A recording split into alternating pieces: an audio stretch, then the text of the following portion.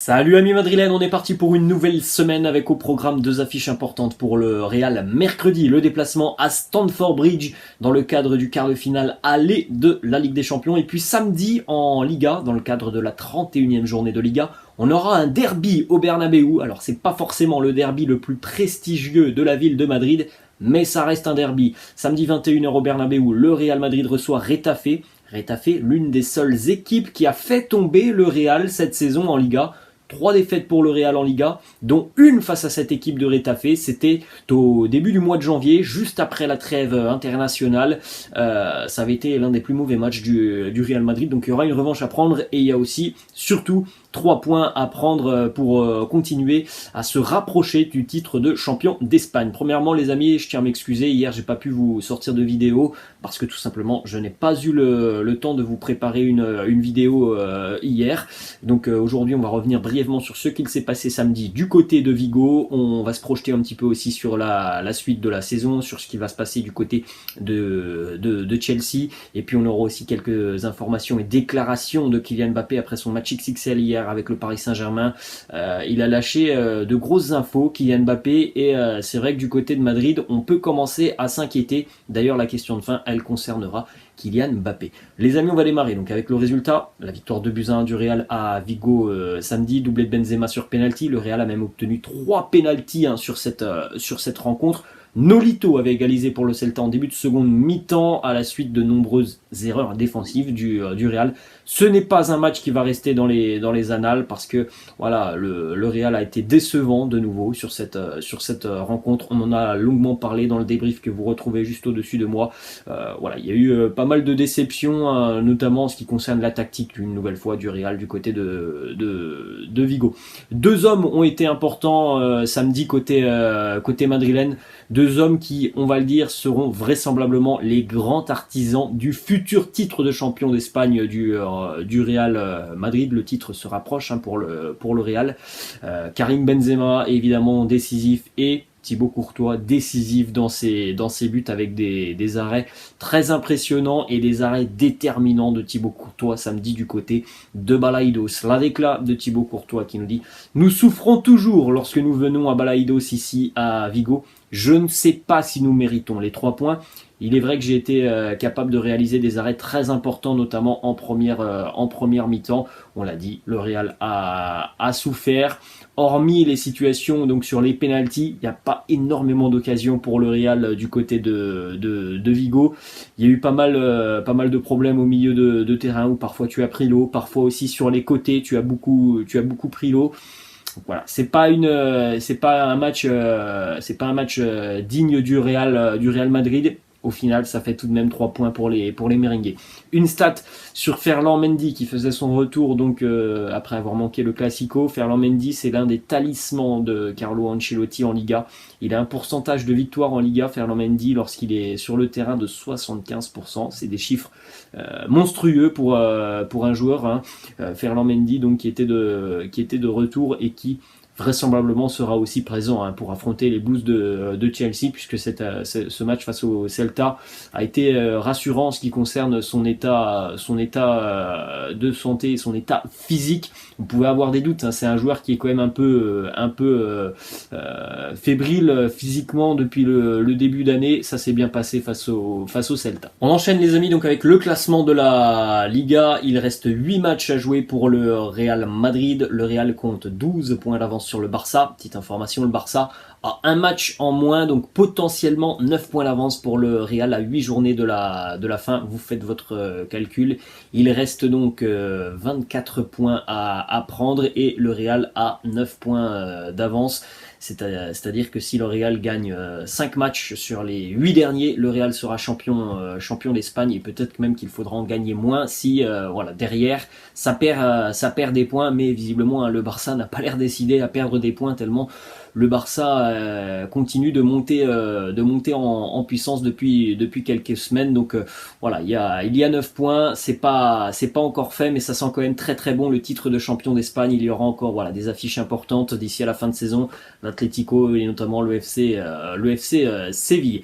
Les amis, pour ceux qui sont tout de même inquiets par rapport à cette course au titre et qui voient le Barça revenir très très fort, rappelez-vous tout de même que le Real est leader et que c'est l'équipe qui a donc le plus de points, que c'est l'équipe qui compte le plus de victoires en Liga, que c'est l'équipe qui a marqué le plus de buts en Liga, que c'est l'équipe qui a le moins perdu aussi en Liga cette saison avec 3 défaites, que c'est la meilleure équipe à domicile, que c'est aussi la meilleure équipe à l'extérieur. On l'a déjà dit depuis quelques semaines, il faudrait un véritable cataclysme pour que le Real ne termine pas champion d'Espagne. On continue les amis avec les 2 unes des quotidiens madrilènes, AS et Marca, qui font à chaque fois leur une sur Carlos Alcaraz qui a remporté un trophée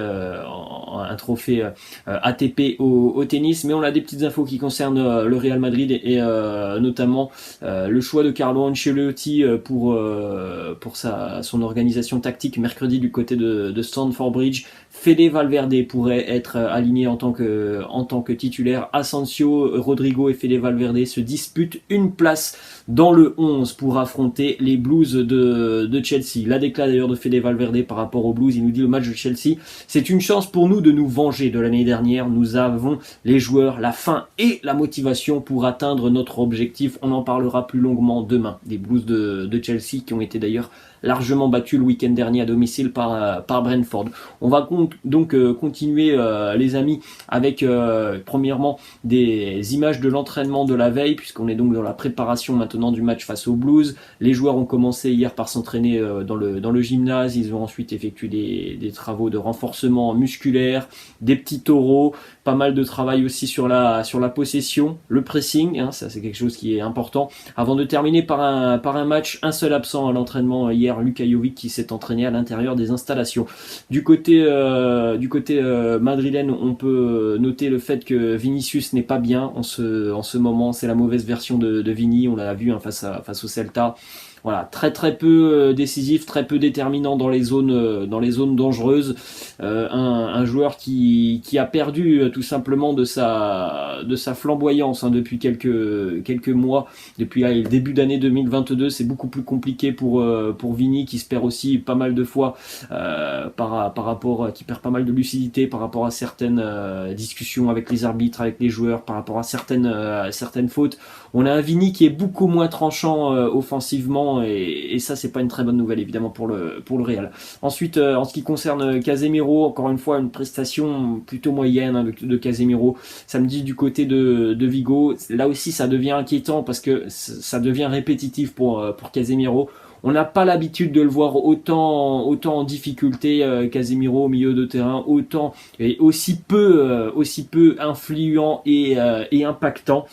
Donc là aussi hein, c'est une donnée du problème importante hein, côté Real Madrid. Et on va terminer donc les amis avec les nombreuses déclarations de Kylian Mbappé par rapport à son avenir du côté de Paris ou peut-être du côté de Madrid. En tout cas les déclarations de Mbappé hier, elles font trembler le Real Madrid, et moi qui suis pourtant très confiant sur ce dossier Mbappé depuis plus d'un an maintenant, je pense qu'il sera à Madrid l'été prochain.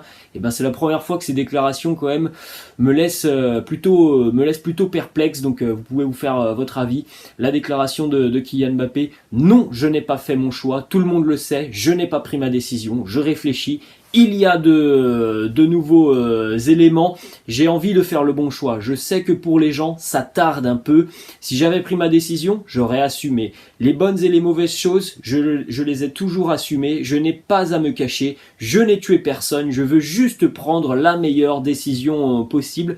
Rester au Paris Saint-Germain, c'est possible. Oui, bien sûr que c'est possible. Ce matin, on a des informations qui arrivent de France. France Bleu Paris qui annonce que la tendance semble s'inverser dans le dossier Mbappé. Une prolongation n'a plus rien d'utopique du côté du Paris Saint-Germain. L'optimisme est même de mise en ce qui concerne la prolongation de contrat de Kylian Mbappé. Donc c'est vrai que moi qui suis un éternel optimiste sur ce dossier Kylian Mbappé, ces déclarations me laissent vraiment perplexe. J'ai vraiment l'impression que la clim va arriver hein, pour le Real Madrid.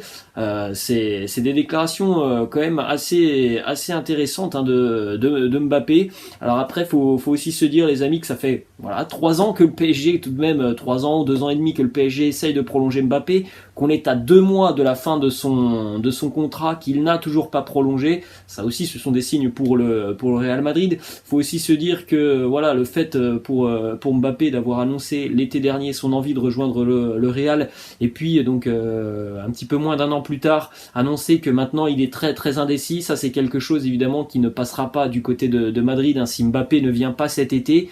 Je pense que la relation à l'avenir, hein, si jamais il ne vient pas cet été, la relation entre Mbappé et le Real pourrait vraiment être un peu plus compliquée sur les prochaines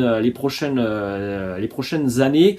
Donc voilà, vous faites votre avis sur ces déclarations de Kylian Mbappé. En tout cas, moi, je veux rester tout de même optimiste, pardon, même si c'est vrai que ça m'a un petit peu surpris toutes ces déclarations de Mbappé hier soir. Je pense que Kylian le sait aussi, hein, que voilà, il a donné sa parole l'été dernier. Le fait de changer dans son esprit, ce serait quelque chose qui serait très mal vu par le Real, et évidemment que le Real se jetterait sur l'opportunité Erling Haaland. Donc voilà, on suivra tout ça dans les prochaines semaines. Hein. Je pense qu'on n'aura pas de réponse de toute façon avant la fin de saison du côté du Paris Saint-Germain, et donc le potentiel titre de champion de France du PSG en Ligue 1. Donc les amis, on se quitte aujourd'hui avec cette question de fin. Vous êtes plutôt optimiste ou pessimiste par rapport à Kylian Mbappé? Est-ce qu'il sera au Real l'année prochaine? Est-ce qu'il sera à Paris? Laissez-moi en commentaire ce que vous en pensez, notamment par rapport à toutes ces déclarations de Mbappé. Les amis, j'espère que cette vidéo elle vous a plu. Je vous laisse, et puis je vous dis à demain, où on parlera un petit peu plus évidemment de la rencontre de Champions League face aux Blues de Chelsea. Je vous laisse et je vous dis à demain. Ciao.